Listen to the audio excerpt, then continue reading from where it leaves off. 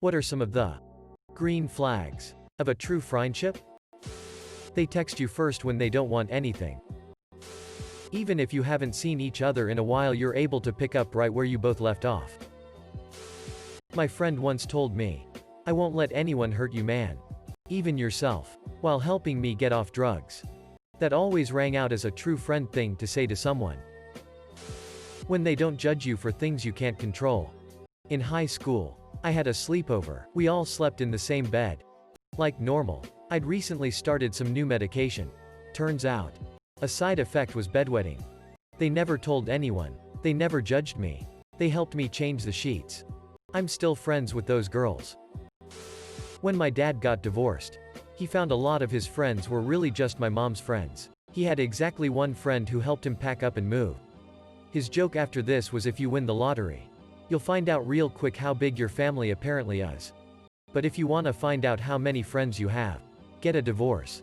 The lesson here is that a true friend will stand by you even in a really dark place where they have absolutely nothing to benefit from standing by your side, and even in some cases, something to lose. Comfortable silence. 1. They will let you know that what you did was wrong. 2. They won't judge you for your flaws. 3. You feel completely safe to tell them your biggest mistake, flaw. 4. You feel at ease around them. I got the news that my grandma was dying this past Tuesday. Unfortunately, I had work at 4 and class beforehand, so I planned on going to see her the next day. But my sister was insistent that she wasn't going to make. Texting my group chat, I asked my other shift leads. Only can switch with a SL due to me being SL. To ask if anyone could cover. No one answered. I left for work early.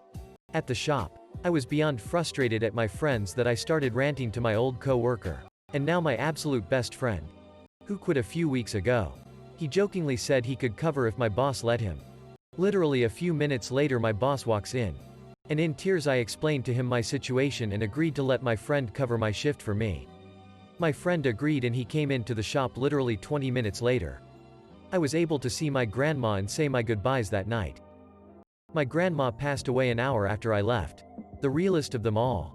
Edit. First, thanks for all the support, guys. Just to clarify a few things.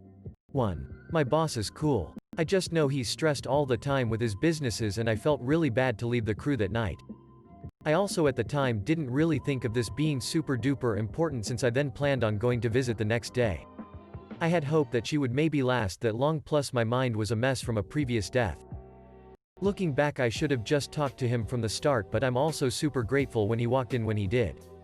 2. Yay, I do really wish I could quit this job, but not many other jobs would allow for me to work around my grad school schedule and pay me well. 3. This post was really meant to be a shout out to my friend. He doesn't take shit from anyone, but he knows what's important to others. That being said, I'm about to go off on my co-workers.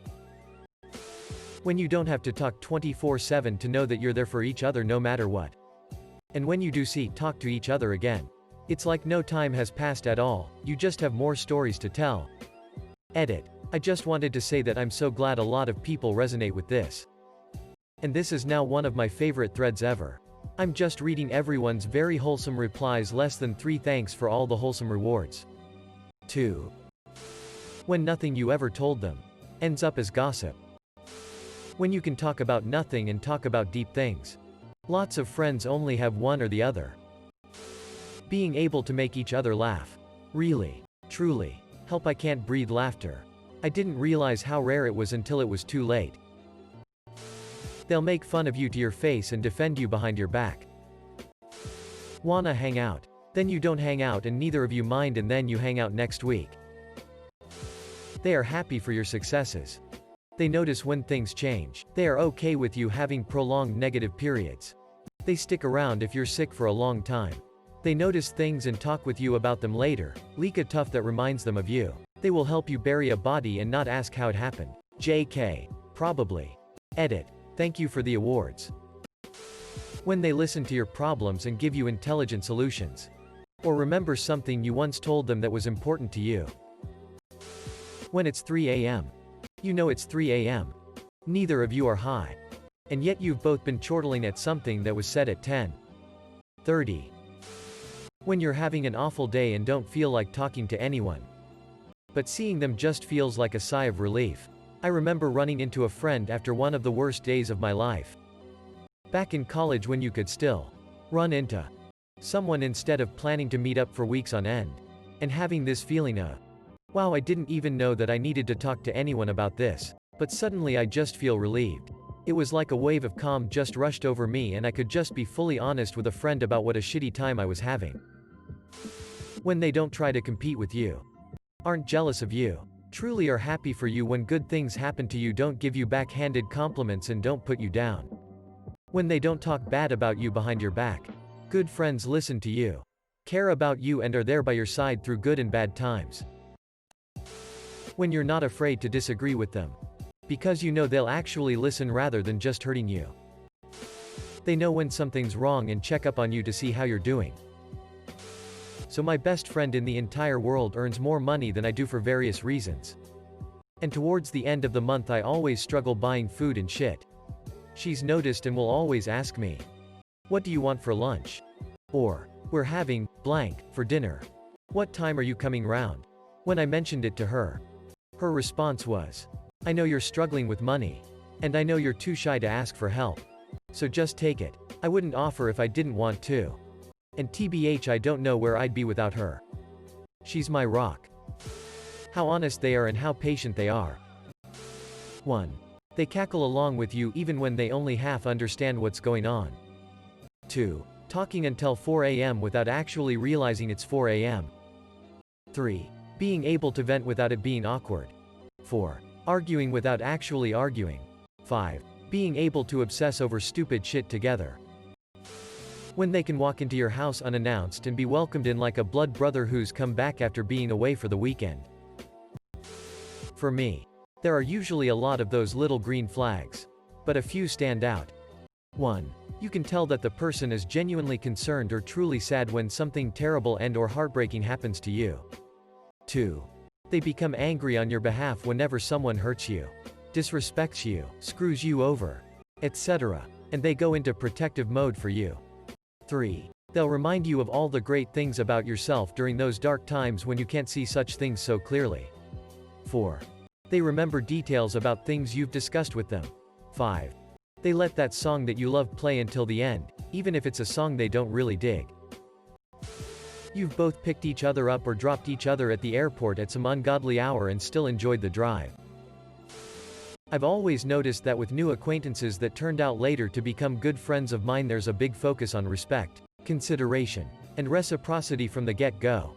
Obviously it's cool to take turns buying lunch for each other, but I've also hosted new friends that would clean up for me before they left while my old friends leave beer cans everywhere. That new person expressed through their actions, "I respect you offering your home. That's why I considered to return you at least a small favor of cleaning up my mess just because I appreciate the relationship we have." Doing things for you without any expectation of reciprocation. Not needing to talk all the time or hang out regularly to justify having a solid friendship. They won't always say, "I'm busy," or "I have other plans," when you want to hang out with them. They actually want to hang out with you as they think you are worth their time and are a fun and actually decent person. When they will stop doing stuff they like or want to do in order to see if you're okay or need anything. This thread makes me think I don't have any true friends. Other than my brother. I do most of these for any one of my friends. But I can only think of one friend. Aside from bro. That would do a lot of this with prompting. And none that would do it without prompting. That said, when the common connection is me, I guess I'm the issue. I'm going to go reflect on this and figure out how to be a better friend. Maybe I need to be more vocal about being willing to do all this for my friends. They don't mind being inconvenienced by you. In other words, they don't mind helping you, being there for you. X. Airport rides. Rides in general. Driving 4 hours just to spend time with you on your birthday. Loyalty with a breaking point. Obviously all friends should be loyal. But I think the best things one of my best friends ever did for me was threaten to end our friendship. I liked a girl who was toxic. But I kept going back to her. My friend and I were on the phone one night and I told her I was talking to this girl again and she just got real quiet and she said, "I know how bad she has hurt you before because you tell me. And I tell you every time she's not worth it. But you keep going back. I can't keep seeing you get your heart broken when it's your choice because then I pick up the pieces and you do it again. If you do this, eventually we're going to wake up one day and we won't be friends. Talk about the strongest kick of realization I ever had. My friend had known me so much longer than this girl. And she had never done anything to screw me over like this girl had. I told the toxic girl that night and told her I didn't want to be friends anymore. So, loyalty. But with a breaking point. They tell you about the bodies even when they haven't asked for your help burying them.